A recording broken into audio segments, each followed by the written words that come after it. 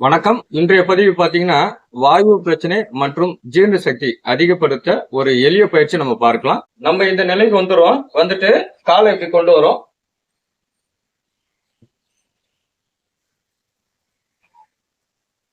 நம்ம வஜ்ராசன் நிலைக்கு நம்ம வந்துடுறோம்.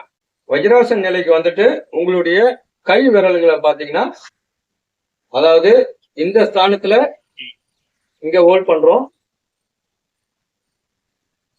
அதே போல இந்த விரல், அதாவது இது வாயு முத்ரா.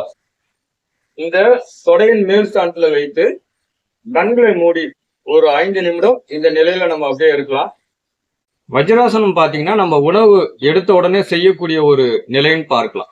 இது ஜீரண சக்தியை அதிகப்படுத்தக்கூடிய ஒரு ஆற்றல் என்பது இந்த வஜ்ராசனத்துக்கு உண்டு. அதே போல முத்ரான்னு பார்க்கும் பொழுது இந்த விரல்ல அடங்கி இருக்கின்ற பஞ்சபூத தத்துவம், இது நெருப்பு, காத்து, ஆகாயம், பூமி, நீர், இந்த தத்துவத்தை க்ளோஸ் பண்றோம்.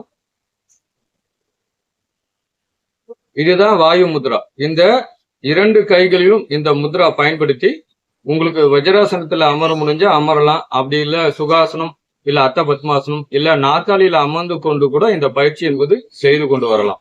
இந்த பயிற்சி செய்யும் பொழுது உங்களுடைய வாயு பிரச்சனை என்பது சரி செய்யக்கூடிய ஒரு நிலையை நம்ம பார்க்கலாம். நன்றி, வணக்கம்.